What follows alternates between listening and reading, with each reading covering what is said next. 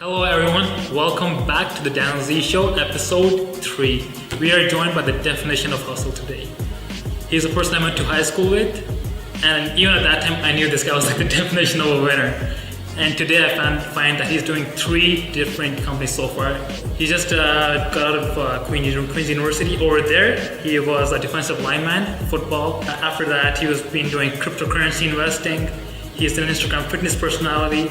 He's the founder of Innovator.supply, founder of Hypertroop Market, and today he is the founder of freestartupkits.com. Wow, that's a lot, man. Yeah. Okay.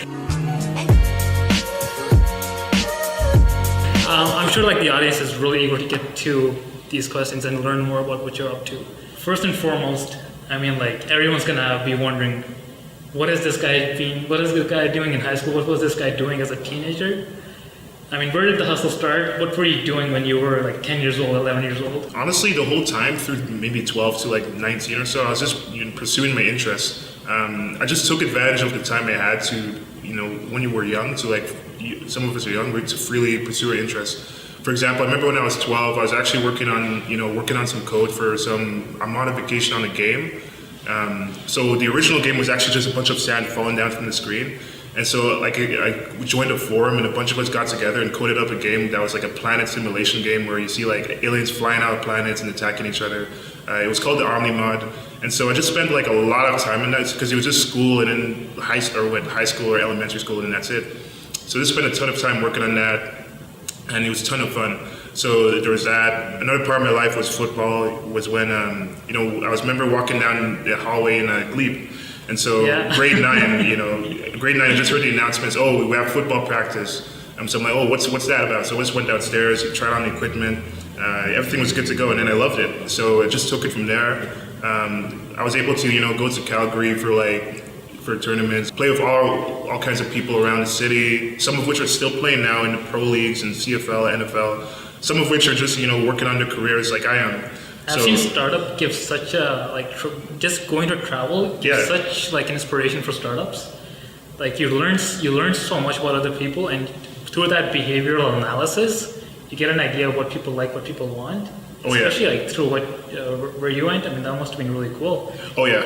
I didn't really travel too much. I've just been to America and Canada, and that's it. Even that. But hey, I'll take it. So when you start meeting other people, just networking, that's the best kind of networking, where you're literally going out, meeting people of your niche, meeting people that have the same interests as you, and then you can make teams. You get that connection. Super cool to have. Yeah, absolutely. Some people are still supporting me that I played football with way back, or even just talked with way back on businesses that I'm working on now. So the network factor is definitely there. So I totally agree. How did you make the transition? How did you go from playing football day in, day out to getting into the crazy world of startups, where there's that unpredictability, but maybe that's the same as football, right? Did you have it is partly partly. A big part of it was so I remember playing football. And here's the crazy part. So things were going decent, playing football, trying to get more in a roster, start a bit more. And so what happened in I guess it was my 3rd year. I was going in for a tackle, and my shoulder just popped out in a way it's never popped out before. And so when I went in, they put it back in, and then we had to talk to the doctor how to get the surgery. So I had to get surgery, and then there was a long recovery process of 7 or 6 months or so. And so I was just so since I can't really invest as much time into football practice, let me just see what my friends are doing out there, try to make more connections. And so Queen's universities, they have a good business, big business name, big business school. And so what I did, I just went to a lot of clubs, went to a lot of clubs on campus about entrepreneurship and investing. And I learned so much, and I got so excited about it, because that was a moment where I realized that I've always been entrepreneurial, but I didn't really understand the connection between that and startups. Yeah. And so that kind of bridged the gap, actually learning how startups can actually fuel your entrepreneurship. Well, you already had that drive, right? But now you just had to get introduced to that concept where you can actually build a startup where you have that opportunity. Exactly, yeah. Because the craziest thing was when I was in the first year, I was in math class in first year, and so a guy comes up and talks about startups.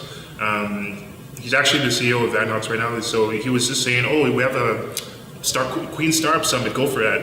And so I was saying, okay, I was Now let me just focus on my math questions. Like I don't know what that is. What's a startup? Whatever. What's that? But then in the same night, I would go home and go on Facebook and try to buy and sell different things students are selling and try to flip it for profit. Then I would just realize that that's like the entrepreneurship kind of persona that some of us like work with. But then I didn't make the connection between that and actual startups. And so that connection came through right after that football thing happened. And was that during university? Yeah. What was like first year you got like you were doing software engineering? Yeah, computer science. Computing science? They call it, yeah. Yep, and then you were and you got into startups and you wanted to dwell more into building some sort of app or product? Yeah, and then just apply the theoretical things at university, the dogmatic things that university teaches us and actually make it practical. What was the first thing you made? It was the Hype Troop.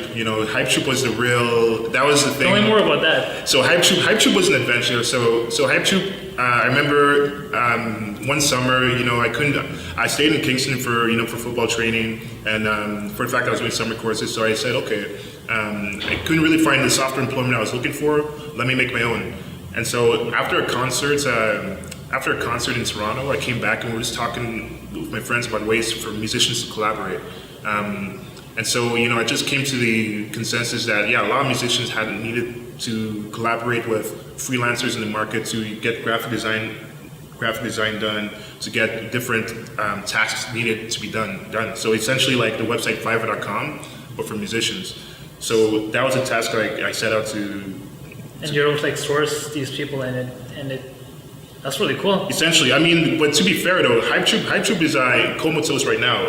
Hype Troop, the project is still up, but I directed most of my attention to innovator supply and to free startup kits because the business aspect was something that I couldn't continue forward on.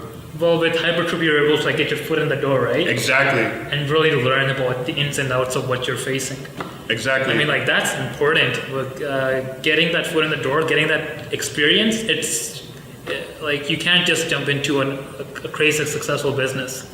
First you got to do testing, test, analyze, and I'm sure you got a ton of information from Hyper Troop. It was really annoying actually trying to build the websites because I tried to build the websites from scratch to make it scalable, and that was super annoying. But then once I learned that, then I could just apply what I learned to other projects. See, that's the thing. Once you build it the first time, then you can apply what you learn to other projects, and it helps things go much more fast. No, absolutely. So it really helps. It gives you basically that plan, right? Yeah. You have that plan now. Exactly what you need to do. Oh yeah. And then you made Innovate.supply. Yeah, Innovate.supply. Yeah. So then that's a two-sided marketplace. And so when I was, I think this was this was a year ago. It was just a year ago. So it's a two-sided marketplace, just like Hype Troop, where recruiters in augmented reality and virtual reality. So basically any recruiter who's interested in virtual reality and augmented reality talent, people who develop in those things, go to the websites and look for resumes of people that have similar skills. Cool. And so it's just a HR website, but then for virtual reality and augmented reality. So it's a niched HR website. Essentially. Just looking for people who want to look for those. That's really cool. Essentially. It's become a really big trend now to be an HR person. Oh yeah. But people don't realize that there's such a good niche over there. That's a really good niche to exploit because you're going to have so many people getting into that field who want to find workplaces or find especially employees. I remember in Toronto going to networking events, and there were so many employers over there looking for AR, VR design experts, and it was really difficult to find them. And I think that solves a pretty big issue. It's nice when it's an emerging trend because being a generalist is really difficult. So a lot of things end up being, for example, why Airbnb when you have Craigslist? Airbnb focused on a particular subsection of the industry and then just perfected it. So I guess that's the dream, That's right, and they made it look cool. Yeah. Just like HR looks so boring. Yeah. It's so boring, but when you go to a really cool website and really cool culture, where they're actually showing it off and making it really appealing and modern. Yeah. To 2017 and 2018, then people are interested. Then people are like, I want to go there. Yeah, that's that stickiness factor. Just an aside, it reminds me of so there's an app I use all the time called Airtable, and it's exactly what Google Spreadsheets is. It's the same functionality. The same functionality. It's just a spreadsheet. But then the way they've beautifully architectured the app and just focused on that need. I mean, given the venture capital and the connections they needed, just focused on that need. Like, it's an amazing app. So like, instead of using like a Google spreadsheet, I would just like use Airtable instead. So it's an example of how they just destroyed the niche. Exactly. No. So. Well, and then you came up with freestartupkits.com. Mm-hmm. That is something that really intrigued me. I've been looking at that startup for about a year now, and just the idea of it. But I'll let Natu explain. But I think it's really cool. Thanks. So I mean, that was really interesting. So after I graduated from Queens, 2016 May. I went on to continue on a business program, the Queens Innovation Connector Summer Initiative, and this program. We learned a lot about entrepreneurship. We had, MBA teachers come in, train us up, and teach us, deliver us some notes and some advice. In addition to that, we built a business. It was called Food Vine at the time, and we didn't continue with it. But we pitched it to venture capitalists, and we learned a lot from the experience. So the thing is, like, I compiled some of the notes from that experience, as well as me in September of that year going to San Francisco to visit some venture capitalists to talk about Hype Troop. So this is some real advice. I compiled it into a bunch of PDFs, and then I sent it out to for free. So it's compilation of advice from really influencers, basically. Essentially. And that's what you send out to them. And I think that's really the important thing about that is everyone who's thinking of opening a startup, they can see what they're getting themselves into almost when they open those documents up. Yeah. And absolutely. I wish there was something like that when I first started out, and then I'm sure there are so many different things that you can learn just from opening those documents up, learning about them, testing, and analyzing on what they say. Oh yeah, definitely. Another thing too, and there was another entrepreneurship class I took in fourth year. It was just called entrepreneurship. So a bunch of notes from just my experiences and my personal, essentially, version of it, sending it out. And part of the inspiration of the website actually came from the fact that it's important to build a list of people that you trust. So if you're building a personal brand, I was talking to Mike Dillard, and he's a really great entrepreneur on the internet, and he really pushes the idea of you having a personal list of people that you trust and building rapport with them, so that when you get to the point where you're ready to sell a product or service, then you just you just slip it in for example, affiliate marketing, exactly, etc. Yeah. And so that's part of the process of creating that rapport amongst individuals that you trust, and they trust you. So that's the beauty of influencer marketing, right? Why do influencers get paid? Because they have a gigantic audience where they're trusted. When you have 70,000 people that trust you and give you a lot of engagement, what's better than that? And especially for the price you can get it right now, it's so undervalued and so underpriced. Oh yeah, actually I have a crazy example about that. So my Instagram. So there's something about my Instagram that I'm probably not doing the best way.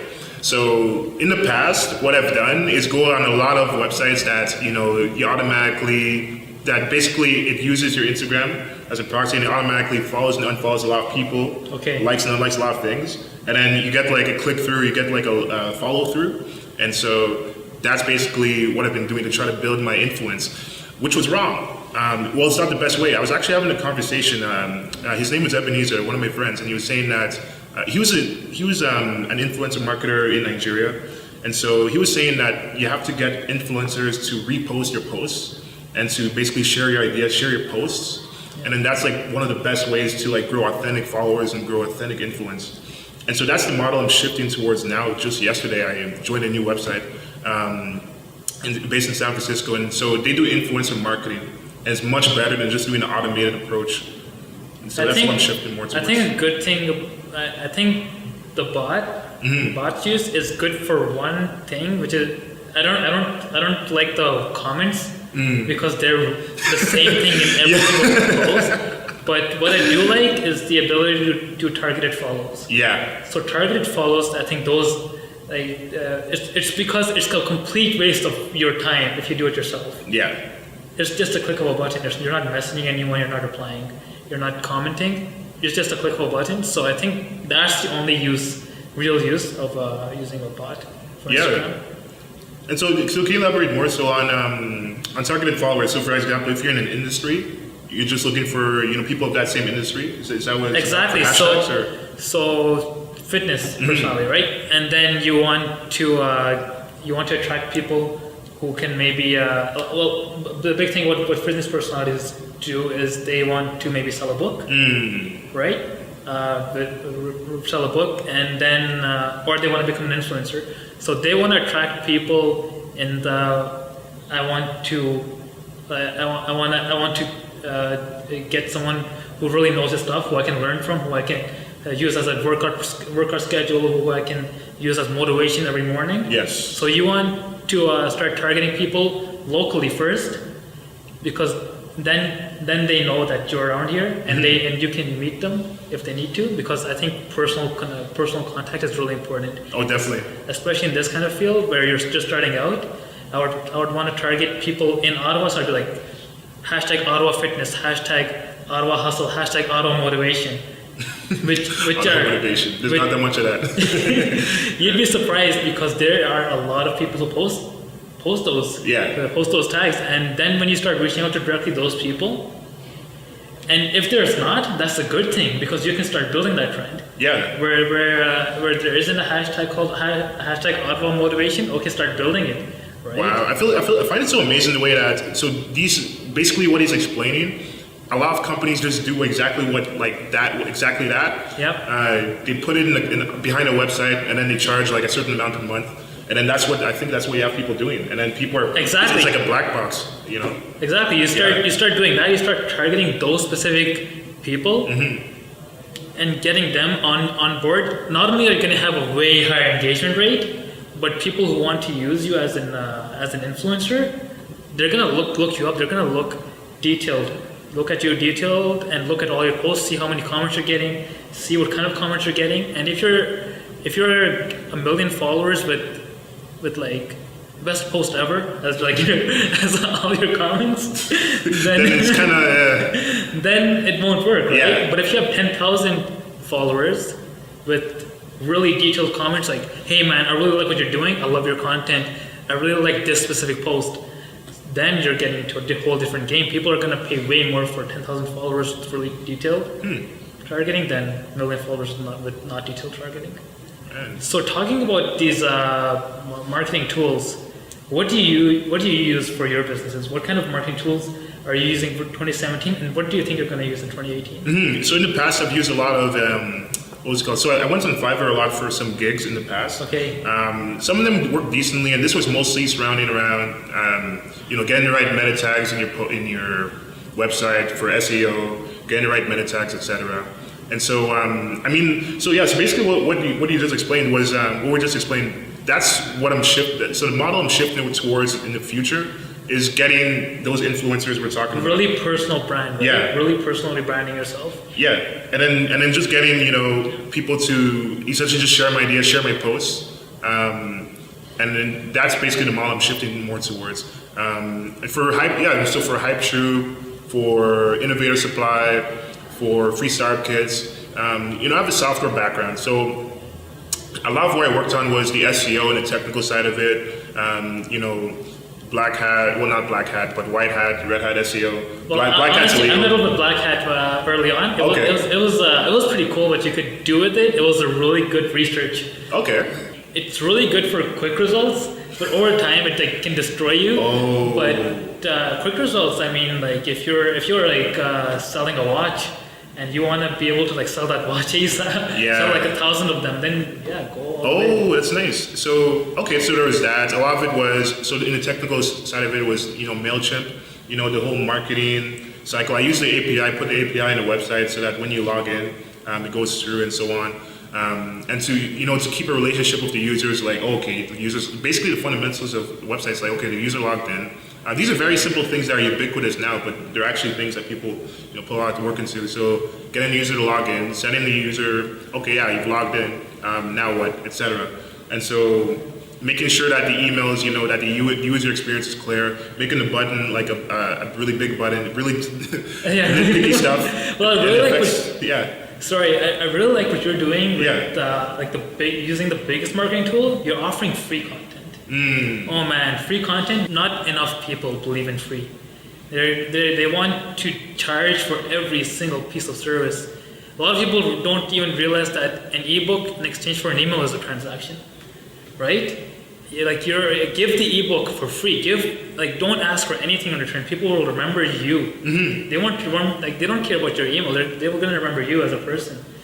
And I think being able to be remembered as a person is the biggest arbitrage you can get in 2018. Yeah, you're right. I remember one of my good friends, he's CEO of Vuru, is a company, a fintech company. And so the father of my friend I was talking to was saying that it's not really about monetizing users right away. He was actually complaining about Canada and Canadian investors. He was saying how a lot of companies, for example, down in the States, down up here, they just focus on getting a lot of users to just like admire your product and use it, and then when the time is right, then charge a premium for it. So it's about getting the users and getting the value delivered. Absolutely. So the biggest thing you can have, as we've seen in every single large tech company over the past 20 years, is data. Right? So data doesn't have to be email, it's just data. If someone visits your website, you can see who it is, how old they are now, what kind of computer they're using, whether they're likely to be male or female, you can see everything.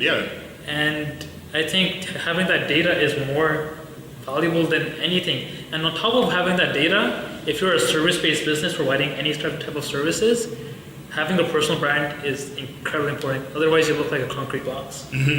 So honestly, I do think having a personal brand probably the best thing you can have. Oh yeah.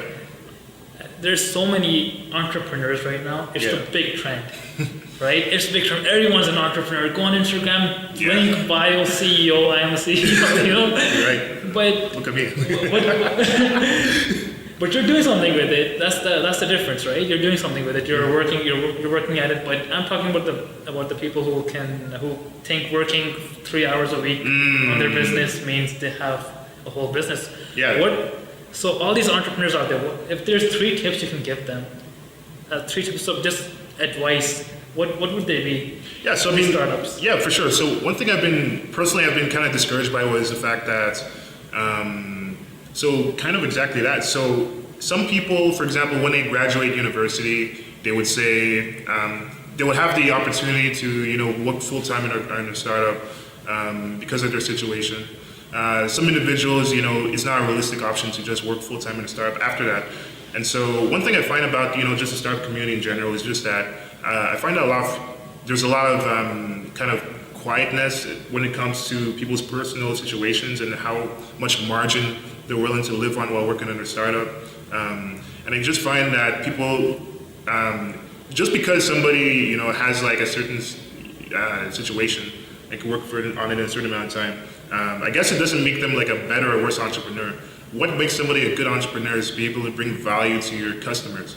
And however you do that, seeing the world through an entrepreneurship lens and applying entrepreneurship in how you do it, that's much more important. So that's one thing that I would advise like anybody thinking about startups.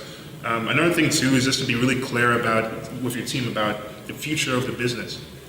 I remember in that business program after I graduated, there was like, as a team, we're really excited, but then there was an elephant in the room. And when there's an elephant in the room about, after this program's over, I think I'm just going to, weasel into my own thing. I mean, I was like that. Is this a thing that I feel is kind of a difficulty that we have as people, but we have to be really clear even in talking about the ugly stuff from day one, rather than, wait it and let things just pop up. Well, a lot of people have the idea that they're going to be making, the whole motivation is cash, right? As soon as they're out and they're gonna make a startup, cash is gonna come rolling their way. When that is just so like tragically wrong. And being able to have a company that you want to grow, you can have revenue, but you gotta put all the money back in. To grow every single last penny. And you have to really like grind, live it out for those many years before you can actually get to that level. So Yeah, and the third thing I would say is, work hard, and I know this is a cliche, but it's cliche because it's true. I think just work hard and work smart. For example, personally, like, this is something I'm learning too, because personally, like, I'm a person who just, like, works extensive amounts of time. But then I have to remember that it's not just about working for long, it's about, like, delivering the value in the time that you're working in. So that's why I like some startup companies, because they focus on the project being done. So if you finish work at 3, you go home. If you finish work at 7, sometimes you go home. It's just about the work being done. So it's not just about, like, working hard on your computer forever. This is about actually delivering the value. Delivering value. Yeah. Because it's so detrimental for your business as a startup. Just reiterating your point, it's so detrimental when you get your first few clients. You have to provide. You should be providing them so much value that you dive into your own money and start spending it for them, because you want to give them so much value to you, because you're just investing in yourself at that point. You're investing in your company, and they're gonna tell so many people that this guy went way above and beyond than expected. And I see so many businesses doing the exact opposite, where they'll take say $1,000 for a service and spend $200 on their business and pocket the rest. Oh, right. That is such a big issue with businesses, especially service-based startups, where they think if they invested $200 of that money into just Facebook ad manager, they can just keep the rest. It's all good. That's their setup fee. Yeah. There's no setup fee. Yeah, that's an issue. That's and too many people do it, and it makes it look like the whole startup industry is not that great. How do you feel about? There's also that trend where a lot of entrepreneurs, just new ones, are also just becoming mentors. How do you feel about them? How do you feel about being a mentor 1 year into owning a business? That's a really good question. I approach the question with an open mind, and I say that for anyone who's a mentor in entrepreneurship, I say that there's always something to learn. So worst case scenario, the person is not somebody you should be perhaps following. You can still learn from their example of what maybe they should have done different. What I think is that everybody has a different perspective on their mentorship advice. So, for example, I had an excellent mentor at the Queen Startup program that I did after I graduated. His background was in more like hardware, more rubber, and things of that nature. And so, what I had to remember is that when he was mentoring me, I had to see things from his perspective as he was mentoring. So there was a filter or a lens from his perspective, which isn't not good or bad. It's just what is. And so I just had to keep into account that when I ask him questions about a certain industry, that perhaps he may not be as familiar with, or maybe he is familiar with. I just have to keep in mind that he's coming from the perspective as somebody who's worked on X, Y, and Z. Yeah. So no, that's definitely true. You bring up a great point. I didn't really think about it that way. You can really learn from someone's mistakes really well, especially someone who is taking themselves off as a mentor. You can really learn from everything they're doing every day and what they might not be doing right. Absolutely, and then they have their own perspective by which they see things. So if the perspective isn't probably one that we may agree that is not conducive to startup health, that's a perspective that we need to take into account and listen to what they're saying from. So that's why absolutely. I think. No, and sometimes you never know what they might have in store in their mind, and sometimes it's really cool. Speaking of that, is that kind of what this book is about? Oh, so this book. So this book was essentially, so it's called The Startup Equation. Honestly, this is probably the best book I've seen on startups, period. The reason I say that is because, for example, things are very visual. So you see it's really visual. And by the way, this book, I'm not a sponsor or something. This book, I just went to chapters. You just straight love that book. I went to chapters randomly, after work. I was just okay, what's in chapters? I saw that book, The Startup Equation. I was wow. And so this book is how I'm modeling a lot of the future of freestartupkits.com. And so a lot of what I go through on that website in the future is going to I'm going to read from this book and quote it, reference it, because it provides a real visual way of understanding startups. Because I'm a visual guy, and that's how I learn. So I think it's a really good book. Cool. Mm-hmm. I'm definitely gonna check it out. You have to. It's really good. Yeah. Anything that gives that kind of inspiration and motivation, you definitely want to do. Oh yeah. we're at the last part of the interview, but I was able to pick two good questions from some of our Instagram followers, and they're going to ask to you. Okay. Okay, at Yogi Banker asks, how do you build a sustainable business with no immediate cash flow? Man, so exactly. This kind of reminds me of when I was just talking about the margin that people are comfortable like working in starting a startup. So the question is, how do you build a sustainable business with no immediate cash flow? Yeah, so I mean, I think it's just starting lean. So I have an article about the lean canvas and just basically the machine by which you build a business. So it's basically a grid that like says all the different parts of a startup you need to have. And so I really would just follow that. I would say that, I mean, there has to be some money, but if there's not, I would just say that you have to just look at the value you're providing people. And value doesn't necessarily have to be something that, is for money. You can find ways to create an MVP. So let's say you have a minimum viable product. Like, let's say, okay, the person who invented, I guess, the camera, let's say. When the camera was invented, there was probably a really sucky version I did at first that wasn't really like properly produced and stuff like that, with the best image quality, the best things. But then let's say it was the first instrument that could capture photos. That's the value it brought. Yep. So before that, there was nothing that could capture photos without having to draw it. And so even though the product wasn't like amazing, it was like we provided the value. It gave you something. Yeah, right? the minimum viable product. Yeah. And you're able to make it. Even on my end answering this question, you don't need cash flow.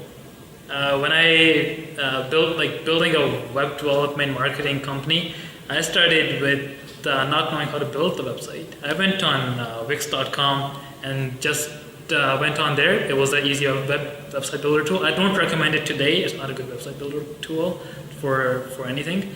But at that time, I totally agree. But at that time, it was what I got, and I went out, called all sorts of people, and I was able to build a website for my first client.